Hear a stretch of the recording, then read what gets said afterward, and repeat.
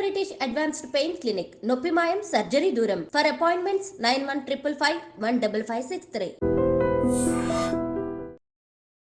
ఈరోజు వరంగల్లో ముఖ్యమంత్రి రేవంత్ రెడ్డి గారు మాట్లాడిన తీరు చూస్తామంటే తెలంగాణ సమాజానికి ఇటువంటి ముఖ్యమంత్రి కూడా దాపురించిండని బాధ అనిపిస్తా ఉంది. ఒక పద్యం గుర్తొస్తా ఉంది. ఎలకతోలు తెచ్చి ఎన్నాళ్ళు ఉతికినా నలుపు నలిపే గాని తెలుపు కాదనే పద్యం గుర్తొస్తా ఉంది. రేవంత్ రెడ్డి తీరు చూస్తా ఉంటే ఎన్నాళ్ళు చెప్పినా ఎన్నిసార్లు చెప్పినా అదే మాట అదే భాష. ఇవాళ అబద్దాలకు అంబాసిడర్గా రేవంత్ రెడ్డి మారిండు. ఇలా బూతు పదాల డిక్షనరీకి ఈయన పేటెంట్గా మారింది రేవంత్ రెడ్డికి. నిత్యం కేసీఆర్ గారిని తిట్టడం, కేటీఆర్ గారిని తిట్టడం, హరీష్ రావు గారిని తిట్టడం తప్ప ఈయన ప్రజలకు ఇచ్చిన హామీల్ని ఏ పార్టీ అమలు చేస్తామో చెప్పే అర్హత గాని చెప్పే ధైర్యం గాని రేవంత్ రెడ్డి లేదని స్పష్టమైతా ఉంది. ఇవాళ కాళోజీ యొక్క సూక్తిని గుర్తు చేస్తా ఉన్నాడు, జయశంకర్ సార్ని గుర్తు చేస్తా ఉన్నాడు. అయ్యా, ఆ కాళోజీ జయశంకర్ సార్ స్ఫూర్తికి వ్యతిరేకంగా పనిచేసింది నువ్వయ్యా. తెలంగాణ ఉద్యమంలో విద్యార్థుల మీదకి రైఫులు ఎక్కిపెట్టేటువంటి ఒక నియంతవయ్యా నువ్వు.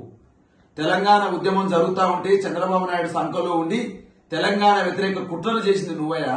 నిన్ను ప్రాంతేతరుడు దోపం చేస్తే ప్రాంతం దాకా తరిమి కొడతాం, ప్రాంతం వాడే దోపిడీ చేస్తే ప్రాంతంలోనే పాత్ర పెడతాం అనే సూక్తి ఉంది కదా కాలేజీది.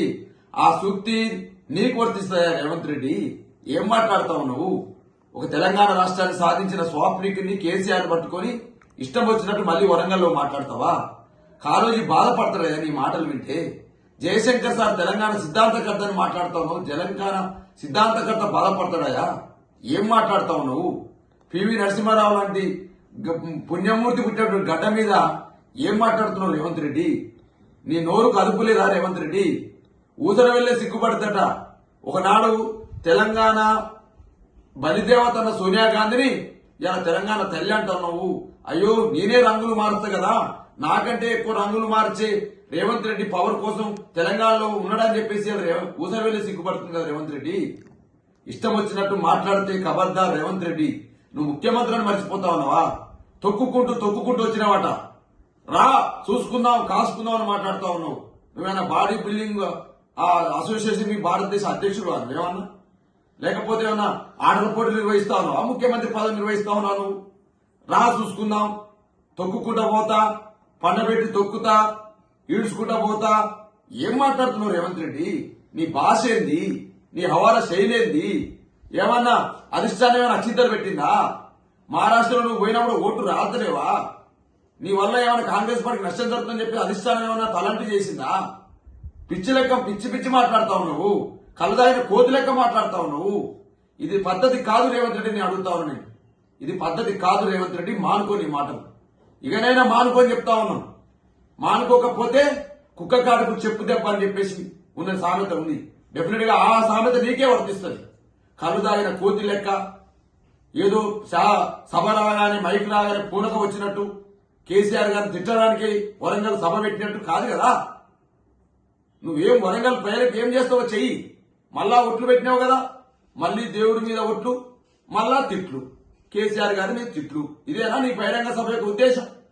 నువ్వు భద్రకాల మీద ఒట్టు పెట్టినట్టువి, సమ్మక్క సారలక్క మీద ఒట్టు పెట్టినట్టువి. మరి రుణమాఫీ చేసినావా రేవంత్ రెడ్డి? రుణమాఫీ 100% అయిందా రేవంత్ రెడ్డి?